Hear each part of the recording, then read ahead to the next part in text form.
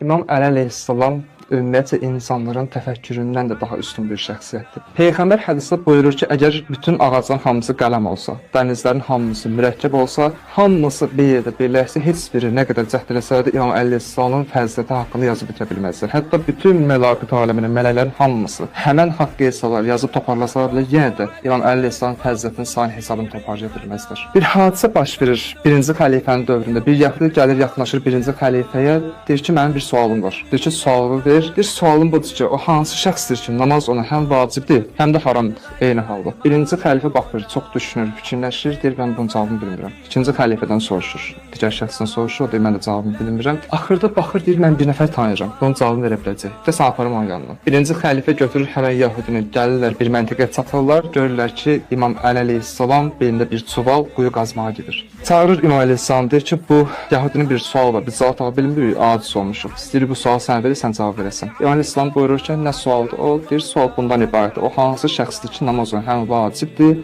həm də haramdır. İmam əleyhissalam bir saniyə belə fikirləşməmiş, düşünməmiş deyir ki, məst olan şəxs. Əgər bir nəfər şərab içirsə, şərab içməmişdən öncə namaz ona vacibdir. Əgər şərab içirsə, namaz ona haramdır. İkinci xəlifə baxır İmam əleyhissalama, deyir ki, necə olur ki, sənə sual verirlər, amma sən onun cavabını fikirləşmədən deyirsən. İmam əleyhissalam baxır, deyir ki, bu neçədir? Deyir 5. Deyir, necə oldu fikirləşmədən? Deyir, çünki bu mənim üçün aşikardır. Fikirləşməyə ehtiyac yoxdur. İmam əleyhissalam deyir ki, bütün elmlərin hamısı mənim üçün aşikardır. Mən həmin anda sual verilən kimi cavab verə bilirəm. Həmin hadisə ikinci xəlifənin dövründə də baş verir. Tarixdə nəql edirlər ki, ikinci xəlifənin dövründə bir xanım zina eləmişdi. Zina elədi, gətirdilər həmin xanımı ikinci xəlifənin hüzuruna. Dedi ki, bu xanım daşqalıqdır. Halbuki xanım hamilə idi. İmam əleyhissalam kənardan görür ki, bir xanımdır. İnsanlar onu dövrəyə alıblar xanımı. İstəyirlər daşqalaq eləsinlər. İmam əleyhissalam ki, dayanın. Onu daşqalaq eləyə bilmərsiniz. Dedilər ki, niyə?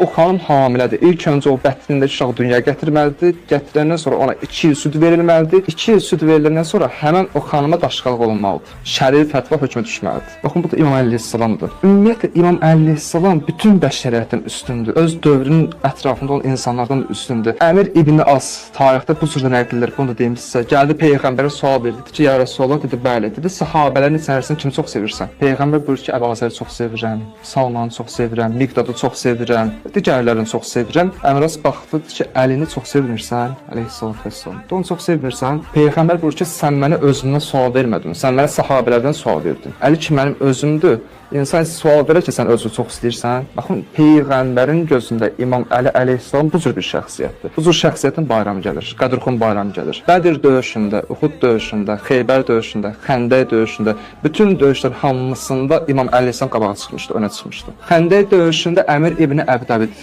gəldi, sual verdi. İçinizdən bir kişi yoxdur, çıxsın mənim qarşıma. Peyğəmbər dedi ki, sizin içərisinizdən bir nəfər var, çıxsın o kafirin səsini sustursun. Nə qədər Peyğəmbər sual verdi. Hətta Əbu Rafi orada ki, Peyğəmbərin kəlamıdır. Həzə kəlamı nəbiyyullah. Peyğəmbər sizə buyurur, kəlamda buyurur ki, içinizdən bir nəfər yoxdur, çıxsın bu kafirin səsini kəsdirsin. Gördülər ki, bir gənc oğlandır. İmam Əli əleyhissalam çıxdı önə. Önə çıxan kimi Peyğəmbər belə buyurdu. Buyurur ki, fəqət xərəcəl ənəl İslamı kullu limuvacahati və qitalil kufri kulli. Peyğəmbər bu ki, şahid olun. Bütün İslam bütün küfrə qarşı dayanır. Baxın, Peyğəmbər İmam əleyhissalam şəhərinə dediyi sözdür. Daha sonra nə oldu? İmam Əli əleyhissalam Əmir İbn Əbdəbidi öldürdü. Daha sonra Peyğəmbər İmam Əli əleyhissalam əlindən tutdu, buyurdu. Zarabətə Əliyin yevmül xəndək əfsələ min ibadəti səqələyin. Əlinin xəndəkdə vurduğu zərbə bütün ibadətlərdən üstündür. İnsanlar və cinlərin bütün ibadətlərdən üstündür. Baxın, bu da İmam Əli əleyhissalamdır. Bu cür bir şəxsiyyətin ardıcı gedirik biz. Bu cür bir şəxsiyyətin davamçısı yox. İmam Əli əleyhissalam o şəxs ki, Peyğəmbərin əmsi oldu. O bir, Peyğəmbərin yeznəsidir. Xanım Fatimə Zəhranın yoldaşıdır. Seyyidatül Nisal aləmidir. Onun xanımı.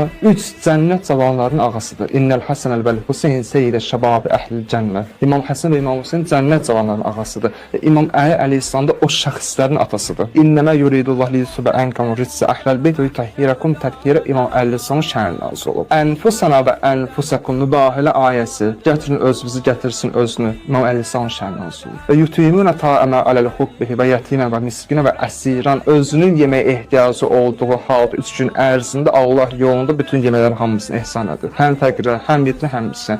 Bu İmam əleyhissalamın şəhərinə nazil olub.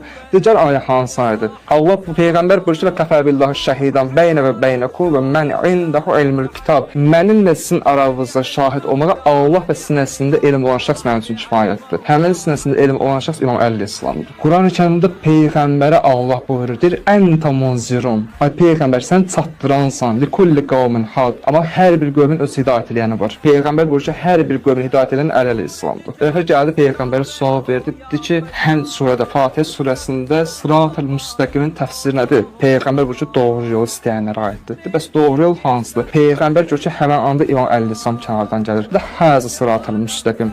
Həmin sırat-ül müstəqim bu şəxsdir. İmam Əli İslamdır. Baxın, bu cür bir şəxsin yolunda ardıcıl olmuşuq biz. Bu cür bir şəxsin yolunda davam etdik biz. Peyğəmbər bir gün səhabələrin içərisində İmam Əli İslam həmin anda orada iştirak edirdi. Peyğəmbər sallallahu əleyhi buyurdu: "Əli mə'al Qur'an, Qur'an mə'al Əli." Əli Qur'anladır, Qur'an Əli iləndir. Diqqət edin, peyğəmbər demədi Qur'an mə'al Əli, Qur'an Əli iləndir. Buyurur ki, Əli mə'al Qur'an, Əli Qur'anladır. Çünki əgər Əlisiz Qur'an olsa zavaldır. Sən yolu azcaysan, heç bir yer çapa bilməyəcəksən. Peyğəmbər hədisdə buyurur: "Ənə Mədinətul Alim, Əliyyun babuha." Mən elmin şəhərəm, Əli elmin qapısıdır. Səbəb, çünki əgər bir yerə, bir məntəqə keçmək üçün oranın qapısını, darvazasından içəri girməlisən. Peyğəmbər buyurur ki, əgər mənə çatmaq istəsən, Əlinin qapısından keçməlisən. Başqa hansı tərəfdən gələrsən, gəl, mənə daxil ola bilməyəcəksən. Mənə çata bilməyəcəksən. Əgər mənə çata bilməsən, Allaha çata bilməyəcəksən. Daha sonra Peyğəmbər nə buyurdu? Mən kuntu mövla fəhəz Əliyyun mövla. Baxın, Qədir Xunun sözü budur. Mən kim mövlasıyansa, Əli də o kəsin mövlasıdır.